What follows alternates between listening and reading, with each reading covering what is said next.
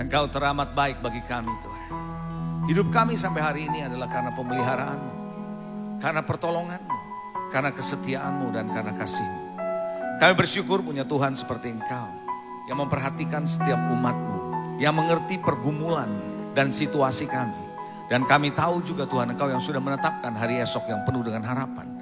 Itu sebabnya kami bersyukur punya Tuhan seperti Engkau. Dan saat ini Tuhan kembali kami ingin mendengar isi hati-Mu. Pengurapan-Mu ada pada hamba-Mu yang menyampaikan pesan firman-Mu. Dan juga ada pada jemaat-Mu yang sama untuk bisa menangkap pesan firman ini. Dimengerti dan dipahami dan ditanam dalam hati. Sehingga bukan cuma itu aja bertumbuh menjadi berlipat kali ganda. Bahkan 100 kali lipat. Tuhan terima kasih untuk waktu yang indah Engkau berikan kepada kami. Khususnya buat bangsa ini yang baru saja merayakan kemerdekaan. Tuhan terima kasih Tuhan, kami percaya Roh Kudus akan terus mengingatkan kami bahwa kami ada di negeri ini untuk jadi berkat bagi bangsa ini. Terpuji nama-Mu Bapa, kami siapkan hati kami untuk terima kebenaran firman-Mu. Dalam nama Yesus kami berdoa, semua kita yang percaya dan siap diberkati Tuhan katakan amin. Sekali lagi sebelum duduk kasih tos merdeka. Merdeka, haleluya, merdeka. God bless you, silakan duduk Bapak Ibu Saudara yang dikasih Tuhan, haleluya. Puji Tuhan, ada berapa banyak orang-orang diberkati Tuhan hari ini? Diberkati, puji Tuhan, haleluya. Saudara, sepanjang hari ini dalam tema dari gereja ini adalah mendalami kekristenan. Kekristenan bukan hanya ada di permukaan, tapi kekristenan harus ada di dalam. Saudara, di permukaan itu namanya surfing. Kalau Anda surfing, Anda nggak pernah tahu apa yang ada di dalam kekayaan di laut. Anda harus diving. Kalau Anda diving, baru Anda bisa melihat yang namanya apa yang menjadi keindahan di laut itu. Saudara, hari ini kalau Anda mau melihat apa yang Tuhan sediakan dan berikan dalam hidup saudara, Anda tidak cukup hanya surfing, tapi Anda harus diving. Anda harus mendalami kekristenan. Kekristenan bukan cuma sekedar beribadah, kekristenan bukan cuma sekedar menyanyi, memuji Tuhan. Tapi kekristenan adalah lebih dalam daripada itu. Nah saudara, karena saya lagi mempersiapkan khotbah di tempat ini, saya mendapat ada satu ayat, saya mau ajak saudara untuk melihat sebelum nanti saya masuk di dalam khotbah saya, mengenai tema khotbah di dalam ibadah kedua ini. 1 Korintus 13 ayat yang ke-13, kalau Anda membawa HP saudara, atau Anda membawa Alkitab, Anda bisa buka saudara. 1 Korintus 13 ayat yang ke-13. Ayat ini bilang begini. Demikianlah tinggal ketiga hal ini. Coba bilang sama saya begini. Demikianlah tinggal ketiga hal ini. Sekali lagi. Demikianlah tinggal ketiga hal ini. Perlu beberapa kali. Satu kali lagi ya. Demikianlah tinggal ketiga hal ini. Saudara, waktu saya baca ayat ini sudah sering saya baca. Tapi ketika saya mempersiapkan khotbah ini, tiba-tiba pop up ayat ini buat saya. Jadi saudara, tinggal tiga. Dari semua yang ada di dalam kekristenan kita, tinggal cuma tiga. Yang menjadi esensi kekristenan sebenarnya tinggal tiga ini. Apa? Iman, pengharapan, dan kasih. Dan kasih itu adalah yang terbesar dari semuanya. Betul ya gitu ya? Saudara yang dikasihi, Anda dan kita sebagai orang Kristen sering kali tanpa sadar terbawa arus dengan hiruk pikuk gereja. Dengan hiruk pikuk naik turunnya suasana dalam gereja. Bahwa gereja melakukan ini, gereja melakukan itu, gereja harus begini, gereja harus begitu. Saudara, di dalam sejarah gereja selalu ada seperti itu, gelombang seperti itu. Tapi saya mau beritahu saudara, itu hiruk pikuk yang ada secara eksternal, itu tidak akan ada lagi. Yang tinggal cuma tiga. Apa itu? Selama Anda menjadi orang Kristen yang tidak paham dengan tiga hal ini, tidak berjalan dalam tiga hal ini, tidak ngerti tiga hal ini, maka kita hanya mengikuti hiruk pikuk gereja. Itu sebabnya saudara seringkali tanpa disadari kita tertarik kepada harus begini, harus lakukan ini. Saya nggak bilang itu salah. That's fine kalau Anda mau lakukan itu, selama budget ada, kenapa enggak? Betul ya saudara ya? Tapi semua itu akan lenyap, akan hilang, yang tinggal cuma tiga. Iman, pengharapan, kasih. Itu sebabnya kekristenan tanpa tiga hal ini adalah agama. Karena itu Bapak Ibu Saudara, hari ini pagi tadi saya bicara tentang iman. Bagaimana walking by faith, berjalan dengan iman. Maka yang kedua ini saya bicara soal pengharapan. Saudara harus ngerti pengharapan yang seperti apa sih yang saudara sebagai orang Kristen perlu miliki. Ada banyak pengharapan, ada banyak ekspektasi yang dibangun di antara orang Kristen, ternyata pengharapannya keliru, saudara. Bukan pengharapan seperti yang Tuhan mau, Bapak Ibu Saudara. Nah, saudara, di tengah-tengah kehidupan yang penuh pesimis, kehidupan yang penuh dengan tantangan, kehidupan yang penuh dengan keputusasaan, membuat manusia seolah-olah hilang harapannya.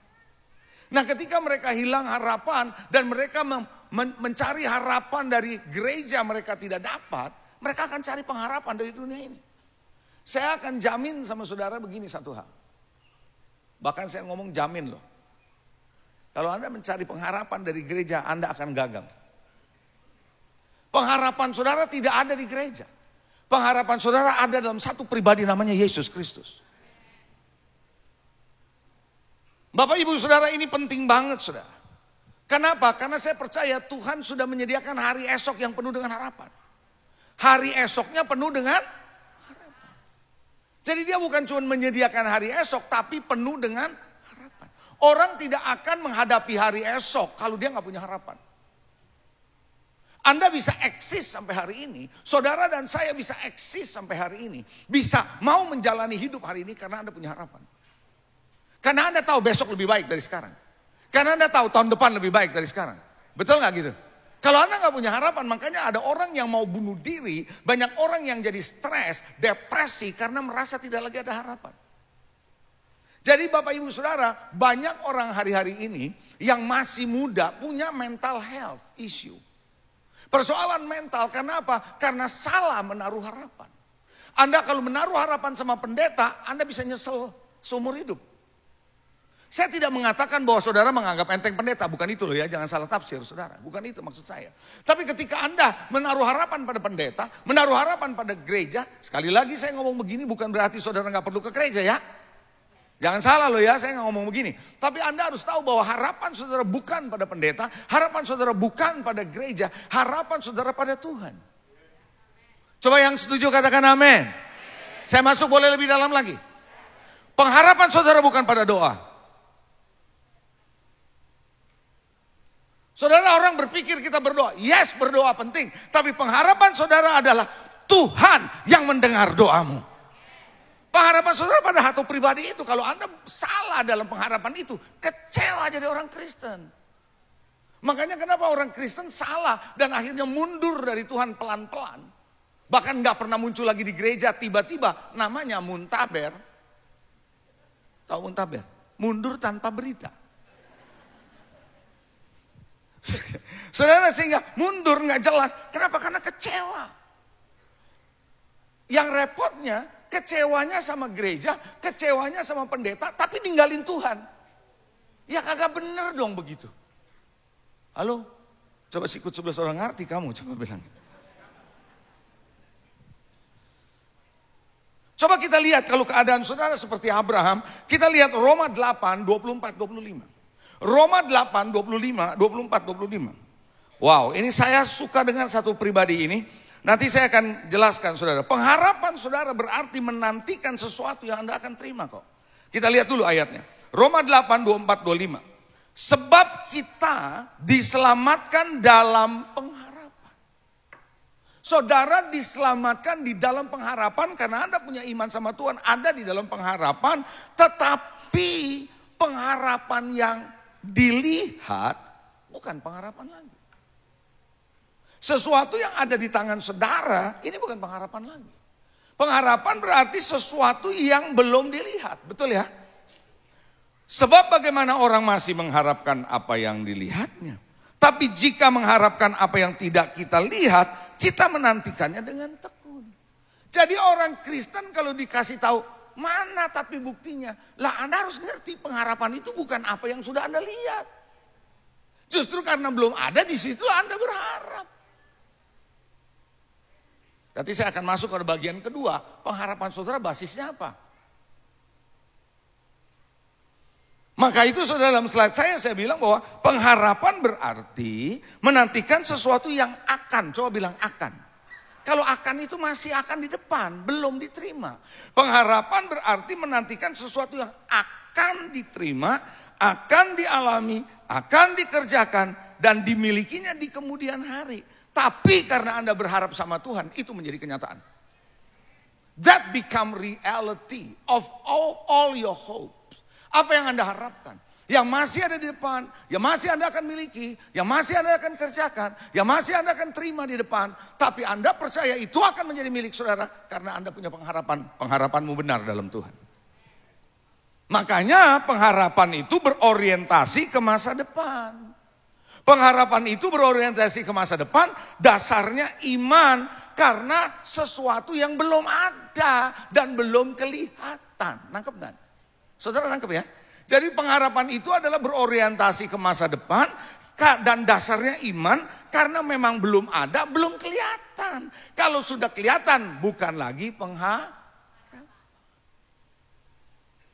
Jadi kekristenan itu harus ngerti betul bukan cuma sekedar iman tapi harus punya pengharapan. Ada satu ayat nanti kita akan lihat di dalam bahasa Inggrisnya ada saudara, tapi kita lihat dulu bahasa Indonesianya. Yesaya 40 ayat 30-31. Oh saya suka ayat ini saudara, sungguh saya suka. Bukan karena saya usianya sudah gak muda lagi gitu ya. Tapi saya suka banget ayat ini. So ayat ini gini, orang-orang muda, yang masih muda angkat tangan. Orang-orang muda menjadi lelah dan lesu. Dan teruna-teruna jatuh tersandung. Teruna itu juga muda loh. Jadi rupanya yang bisa lelah, yang bisa lesu bukan cuma orang tua. Anda nangkep gak nih? Ayat itu jelas bilang orang muda jadi lelah, lesu, teruna, tersandung. Jadi yang muda hari ini banyak yang stres. Orang muda hari ini banyak yang depresi. Dan mereka stres karena salah menaruh pengharapan pada investasi. Pada asuransi. Pada jabatan. Pada posisi. Ingat demikian yang tinggal cuman iman pengharapan. Lalu ayat yang ke-31, tetapi orang-orang, dia gak bilang orang muda. Ayat ini jelas, tapi orang-orang yang menanti-nantikan Tuhan mendapat kekuatan baru. Dia gak bilang orang muda, yang pertama jelas tuh ayat sebelumnya orang muda. Tapi yang kedua termasuk orang tua siapa saja yang menanti-nantikan Tuhan. Yang artinya dalam bahasa Inggris have hope, yang berharap pada Tuhan akan dapat kekuatan baru. Makanya kekristenan akan tetap on fire, akan tetap kuat kalau Anda menanti-nantikan Tuhan.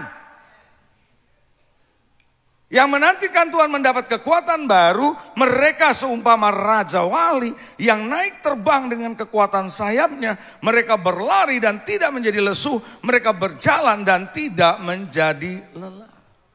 Kalau Anda melihat terjemahan bahasa Inggris termasuk di dalam Amplified Version, di situ dikatakan hope in Him. Menanti-nantikan Tuhan itu artinya punya pengharapan di dalam Tuhan.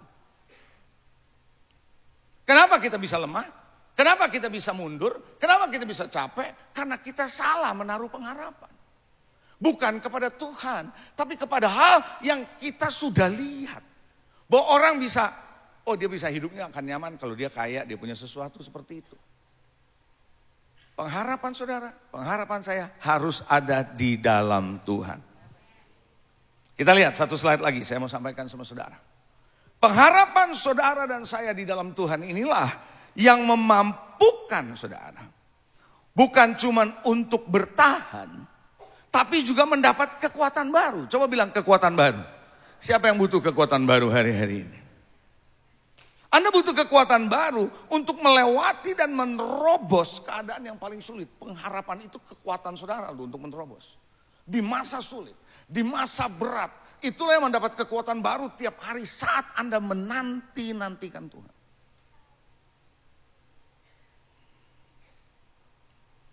Jadi kalau Anda menantikan Tuhan, Artinya Anda selalu terhubung dengan Tuhan. Saya suka bilang gini, ntar nih habis selesai ibadah kan pasti kamu makan ya, makan siang toh. Kalau Anda makan siang, di sini mall nih ya, cari ke restoran. Kalau Anda duduk di restoran nanti setelah ibadah, Anda lihatnya Alkitab apa menu? Coba saya mau tanya, jujur dia orang Kristen kan? Saya mau tanya, Anda carinya Anda lihat menu atau Alkitab? Yang bilang menu angkat tangan. Coba angkat tangan. Waras ini berarti. Enggak, saya takutnya terlalu rohani gitu. Saudara, mau ke restoran aja lihat Alkitab, lihat menu lah. Kenapa Anda lihat menu? Karena Anda lapar mau makan. Fokusmu mau makan, makanya lihatnya menu. Orang gak bakal, Anda akan terfokus ke Tuhan kalau Anda berharapnya ke Dia. Anda akan fokus ke dunia kalau Anda fokusnya kepada dunia. Berharapnya pada dunia. Maka itu pengharapan saudara adanya di mana nih? Berharaplah kepada Tuhan. Yang setuju katakan amin. Maka tadi saya bilang, bukan berarti doa gak penting.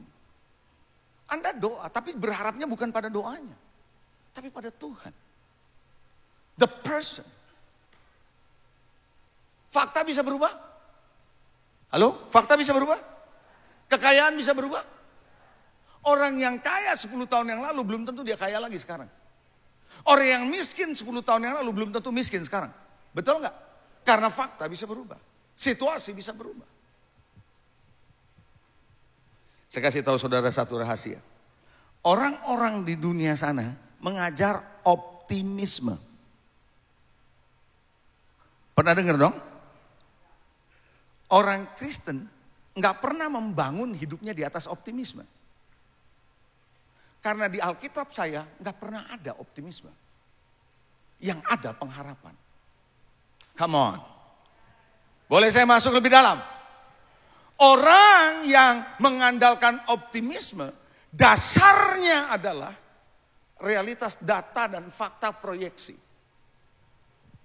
Karena Anda lihat faktanya, kondisinya, situasinya, data statistiknya. Negara ini misalnya Indonesia, Anda lihat secara ekonomi membaik, Anda optimis. Anda melihat bahwa keadaan ekonomi regional membaik, maka Anda optimis. Tapi begitu kondisinya berubah, Anda pesimis. Kenapa? Karena ketika Anda membangun di atas dasar optimisme, Anda membangun di atas dasar yang bisa goyah. Nangkap gak nih? Karena berubah dari waktu ke waktu. Sehingga ketika data berubah, situasi berubah, pemimpinan berubah, pemerintahan berubah. Anda mulai bisa goyah nih di sini. Kenapa? Karena dasar saudara optimisme dibangun di atas dasar data, fakta, proyeksi. Yang bisa berubah dari waktu ke waktu. Tapi pengharapan yang diajarkan Tuhan, Anda berdiri di atas landasan yang tidak pernah berubah. Dulu, sekarang, selama-lamanya. Dia adalah batu karang yang kokoh, Yesus Kristus. Bahkan dia bisa mengubah situasimu. Jadi kekristenan tidak dibangun di atas optimisme. Tapi dibangun di atas pengharapan. Mesti ngerti itu. Kalau nggak ngerti Anda akan terbawa arus. Situasi bisa berbahaya, bisa berubah. Tapi selama Anda pegang Tuhan ini, tidak akan pernah berubah. Nah, hari ini saya akan masuk pada bagian berikutnya. Adalah bagaimana Anda bisa memiliki pengharapan Tuhan. Are you ready? Anda siap? Yang pertama adalah iman sebagai dasar dari pengharapan saudara. Tadi pagi saya sudah bicara iman. Nah sekarang saya akan bicara pengharapan. Pengharapan saudara basisnya bukan data, basisnya bukan dolar baik atau enggak, basisnya bukan bisnismu, tapi basis pengharapanmu adalah iman.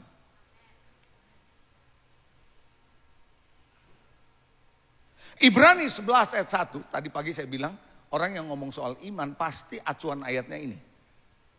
Ibrani 11 ayat yang pertama. Iman adalah dasar. Kalau Anda mau tahu lebih banyak tentang iman, Anda bisa dengar nanti mungkin di YouTube atau apa, saya nggak tahu.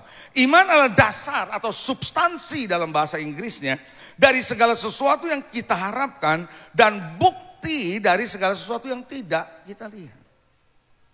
Pengharapan saudara, kalau ngandarnya cuma keyakinan dan data, Anda salah besar. Pendeta bisa berubah, gereja bisa berubah, fakta bisa berubah. Tapi pengharapan saudara atas dasar iman pada satu pribadi, namanya Yesus. Karena Anda percaya kepada Dia. Kalau melihat kenyataan, Abraham usianya 99 tahun. Bisa punya anak? Ya mungkin masih bisa. Kalau pria ya. Kalau wanita sudah menopause, bisa punya anak. Nah, Alkitab mencatat Abraham usianya 99 tahun, istrinya Sarah sudah menopause. Enggak ada lagi dasar yang bisa dipercaya lewat fisiknya bisa melahirkan, betul nggak gitu? Tapi Abraham sekalipun tidak ada dasar di dalam Roma 4 bilang, sekalipun tidak ada dasar untuk berharap, dia tetap berharap juga. Imannya tidak goyah tapi justru menjadi kuat. Karena dasar pengharapan dia benar, Tuhan membuka kandungannya Sarah. Pagi hari ini saya mau mengajak saudara belajar berharap dasarnya imanmu sama Tuhan. Makanya betul Alkitab bilang iman, pengharapan dan kasih ini sangat penting. Kita akan baca sebentar Roma 4 ayat 18 sampai 22. Saya kayaknya nggak ada di slide ya, atau ada saya lupa. Paling tidak bisa ditayangkan lah. Roma 4, 18 sampai 22. Saya baca ya. Sebab sekalipun tidak ada dasar untuk berharap. Abraham nih. Namun Abraham berharap juga dan percaya. Dia bukan cuma berharap tapi percaya. Bahwa ia akan menjadi bapa banyak bangsa. Menurut yang telah difirmankan, demikianlah banyaknya nanti keturunanmu. Dia sudah tahu janji Tuhan dia punya anak banyak. Tapi realitasnya belum ada. Sampai udah tua, istri sudah menopause, nggak mungkin bisa punya anak. Cara analisa udah nggak mungkin. Mau diproyeksi gimana lagi? Datanya udah gimana? Udah jelas dari kesehatan, kedokteran nggak mungkin bisa punya anak. Tapi dia tetap berharap. Walaupun gak ada dasar untuk berharap, tetap berharap. Karena harapan dia bukan pada fakta, tapi pada Tuhan. Disebut di sana imannya tidak menjadi lemah, walaupun dia sudah tahu bahwa tubuhnya sudah sangat lemah. Karena usianya telah kira-kira 100 tahun. Kata walaupun ia tahu, kalau Anda ngerti dalam bahasa Inggrisnya dia bilang, he considered. Dia mempertimbangkan tubuhnya udah fisiknya udah lemah, gak mungkin. Tapi dia tetap berharap, dia tetap percaya. Karena usianya telah kira-kira 100 tahun dan rahim Sarah telah tertutup. Tapi terhadap janji Allah ia tidak bimbang karena ketidakpercayaan. Malah ia diperkuat dalam imannya dan ia memuliakan Allah. Dengan penuh keyakinan bahwa Allah berkuasa untuk melaksanakan apa yang telah ia janjikan. Karena itu hal ini diperhitungkan kepadanya sebagai kebenaran. Abraham tidak membangun dasar harapannya dengan optimisme. Tapi dia bangun harapannya pada satu pribadi Tuhan, imannya. Jadi hari ini Bapak Ibu Saudara, sumber pengharapan saudara. Bukan kekayaan, bukan mujizat. Sumber pengharapan saudara adalah Tuhan.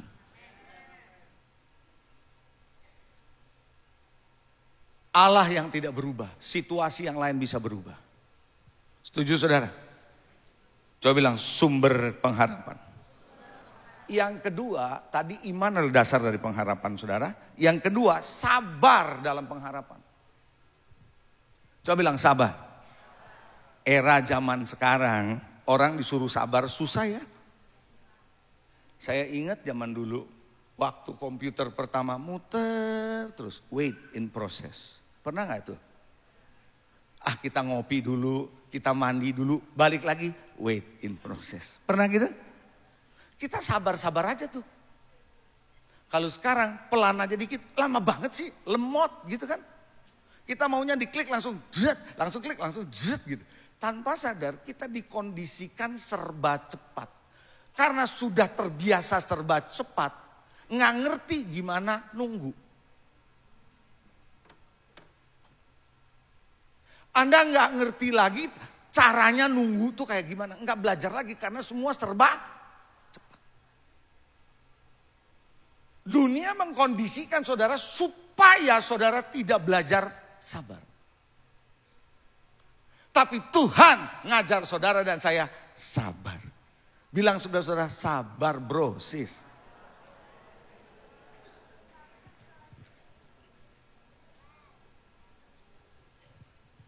Amin. Yuk kita lihat Ibrani pasal 6. Kita langsung saja ke Ibrani pasal 6 ayat 11-12. Mau punya pengharapan?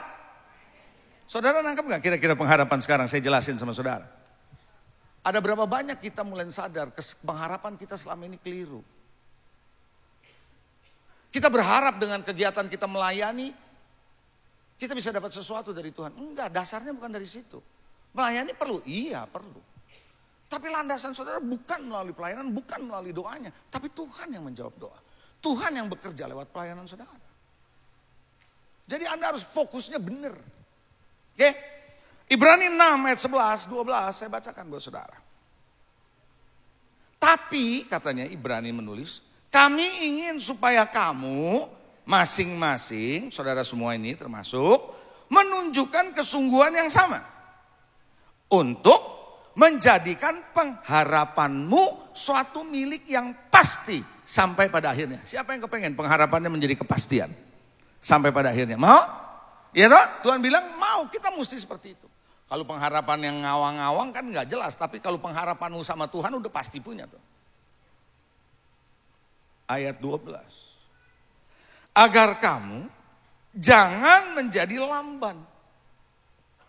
Tetapi menjadi penurut-penurut mereka yang oleh, ada ya, oleh apa? Iman dan kesabaran mendapat bagian dalam apa yang dijanjikan Allah. Siapa yang kepengen mendapat bagian dari janji Allah? Anda kepengen menerima itu? Anda punya pengharapan yang pasti? Harus ada iman atau kesabaran gitu. Halo, saya tanya, iman atau kesabaran, ayatnya begitu enggak? Harusnya apa? Iman atau itu salah satu. Tapi ayat ini enggak bilang salah satu. Iman, orang bisa punya iman tapi enggak sabar. Lahirlah Ismail. Enggak sabar tuh. Jangan heran dalam hidup saudara dan hidup saya ada banyak Ismail. Yang menimbulkan goncangan dalam hidup saudara. Karena gak sabar. Maunya serba cepat. Karena kita dipaksa sama dunia ini cepat. Masa sih kita diem aja? Orang Kristen kadang-kadang diajar untuk diem aja. Sebab Tuhan bilang gini, jenis ini gak bisa diapa-apain kecuali dengan doa. Kalau doa ngapain? Diem aja. Gak percaya saudara. Coba bilang saudara-saudara, diem aja. Saudara, diam itu bagian yang penting juga dalam Tuhan. Karena that is your faith works. Anda berharap sama Tuhan.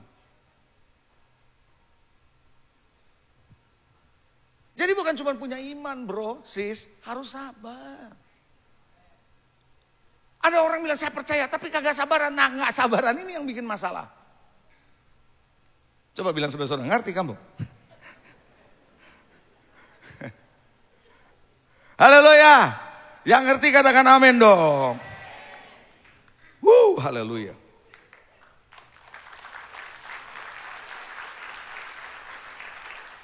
Dalam konseling saya dengan beberapa jemaat, saya sering dapati mereka bukan gak punya iman. Kebanyakan dari orang-orang ini bermasalah karena gak sabaran dalam menantikan Tuhan. Kita itu biasa diajarin untuk do something. To get something. If you don't do something, kemungkinan lu malas kali gitu. It's not always do. Selalu Tuhan yang memulai. Pada mulanya Allah menciptakan langit dan siapa yang memulai langit dan bumi? Coba bilang saudara, bukan usahamu bro, bilang gitu. Siapa yang memulai? Tuhan. Lalu Tuhan bilang pada mulanya adalah firman. Firman bersama dengan Allah. Dan firman adalah, jadi yang memulai apa? Firman.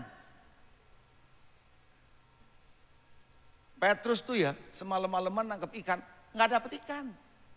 Saudara jangan pikir Petrus itu amatiran, itu profesional. Nelayan profesional. Tapi semalaman nggak dapet ikan. Waktu Tuhan bilang tebarkan jala tangkap ikan, apa yang dia ngomong? Tuhan, semalam-malaman kami kerja keras tuh. Dia ngomong, I do a lot. Ada banyak orang kerja keras, nol. Coba bilang sebelah saudara, saya berharap bukan kamu loh, coba bilang. Orang kerja keras, nol. Tapi because of your word, karena perkataanmu kami taat. Kami tebarkan jalan. Yang mulai itu Tuhan. Tuhan lagi mau kasih lihat gini.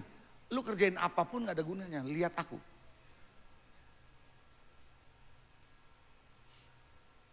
Saya ya, oke. Ini ada lewat-lewat dikit nih, 1 menit gak apa-apa lah ya. Saya dulu kerja di bank. Kalau Anda tahu safe deposit box. Anda dikasih kunci, katakanlah box saudara nomor 7. Bisa nggak Anda datang ke bank, buka sendiri pakai kuncimu? Bisa? Nggak bisa? Harus ditemenin sama bank ya? Punya kunci. Lalu bank bilang, putar sama-sama ke kanan, baru terbuka. Iya. Saudara jangan pikir saya punya kunci. Saya dagang pinter. Saya otak pinter. Saya punya keterampilan hebat. Lu punya kunci cuma 1, lu butuh kunci yang kedua. Kunci itu hanya dipegang oleh Yesus.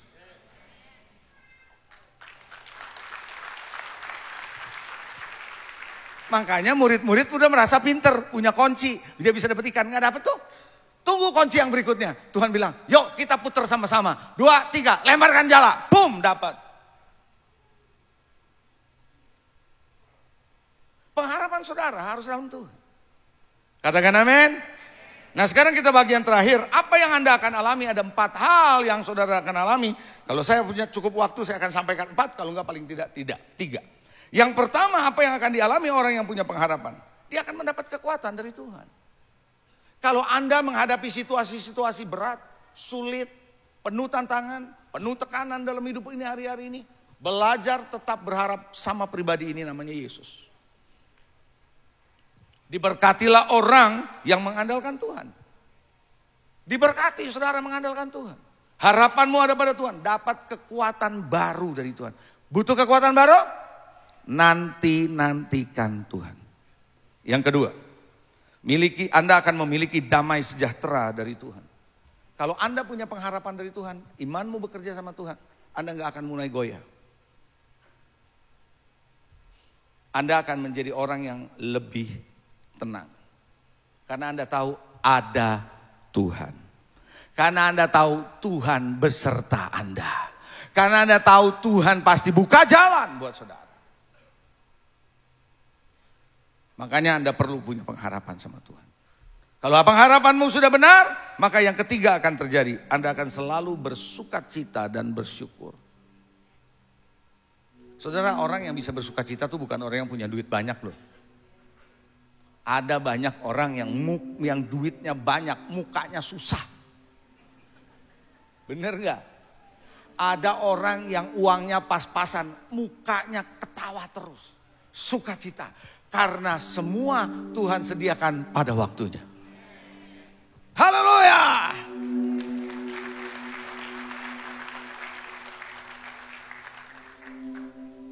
Saya mau bersaksi tapi saya khawatir. Karena gini loh saudara, saya banyak kesaksian saya. Hidup saya banyak, saya kesaksian yang saya ngalamin dalam hidup ini bicara soal duit. Saya kalau bersaksi di gereja juga, di gereja saya aja saya mesti hati-hati. Karena orang bisa menangkap duitnya lebih daripada Tuhannya.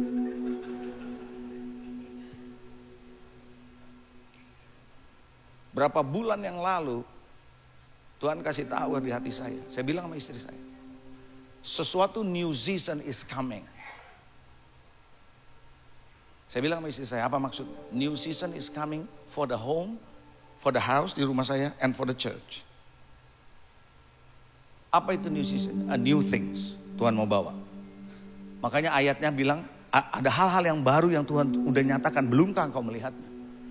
Ayat itu bilang mau melihat hal yang baru itu harus lihat dengan mata rohanimu, bukan mata jasmani. And I see and I perceive in my spirit. Lalu istri saya tanya, terus apa? Tuhan bilang ganti mobil. Hati-hati, makanya kan saya mau bersaksi ini hati-hati nih. Karena Anda bisa nangkep mobilnya gitu loh. Nggak dapat esensinya. Istri saya bilang, gampang sih ganti.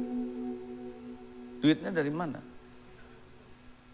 Tuhan sebut angkanya di hati saya. Ini yang kamu akan dapat. Saya tunggu loh nggak dapat. Sampai 2 hari yang lalu ada transferan masuk persis angka itu. Dan saya bisa beli mobil baru. Bukan optimisme, bukan data. God is the substance. Makanya bisa sukacita. Jadi kalau saudara lihat pendeta yang sukacita, itu pasti ada Tuhan itu. Kalau yang merenung terus, yang merengut terus, wah, coba lihat wajah tetangga saudara sukacita. Haleluya. Terakhir yang keempat, tetap semangat. Orang yang punya pengharapan sama Tuhan semangat. Nggak gampang nyerah, betul? Coba bilang semangat. Teman-teman saya dulu waktu zaman saya kuliah, dia bilang sama saya, mereka ngalamin pertobatan yang sama di tahun 79-80. Dia bilang gini, saya dengerin kamu khotbah, di awal kamu jadi mahasiswa pertama, sama sekarang sama aja semangatnya. Dan saya percaya ke depan pun, biarpun usia tetap bertambah, tetap semangat. Kenapa bisa semangat? Karena pengharapan kita hanya ada dalam Tuhan. Kasih tos kiri kanan saudara, semangat. Mari kita bangkit berdiri. Puji Tuhan. Oke, mari kita berdoa, arahkan hati saudara. Ada berapa banyak di antara saudara yang hari ini membutuhkan kekuatan baru dari Tuhan? Engkau rasa kayaknya Tuhan aku udah gak kuat deh. Tuhan tiap minggu aku dengar khotbah, tapi kok kayaknya aku gak kuat. Jangan-jangan Anda punya pengharapan, dasarnya salah. Dasarnya pada teman punya pertolongan lah, dasarnya pada hartamu lah, pada kepinteranmu. Saya gak bilang hal-hal itu salah, Anda harus tinggalkan, bukan. Tapi mungkin fokus pengharapan saudara salah. Dasar pengharapanmu harusnya iman pada satu pribadi namanya Yesus. Dan pengharapan saudara itu harus ditunggu dengan kesabaran. Tidak dalam ketergesa-gesaan. Karena Tuhan jadikan segala sesuatu indah pada waktu. Pagi hari ini ada berapa banyak di antara saudara yang merasa sepertinya sudah putus asa. Rasanya udah gak kuat. Atau rasanya Anda malah hari ini Tuhan berikan aku kekuatan untuk meneruskan dalam menerobos persoalan hidupku. Kalau ada di antara saudara, angkat tangan kananmu tinggi-tinggi. Saya mau berdoa buat saudara di tempat ini. Tuhan, kau melihat mereka yang mengangkat tangan di hadapanmu. Aku tidak tahu apa yang mereka sedang hadapi dalam pergumulan mereka. Tapi mereka sekarang mengerti 3 hal yang penting, iman, pengharapan, dan kasih. Hari ini mereka belajar tentang pengharapan. Biar setiap kami tahu pengharapan kami bukan pada dunia, bukan pada fakta, bukan pada realitas, bukan pada proyeksi-proyeksi.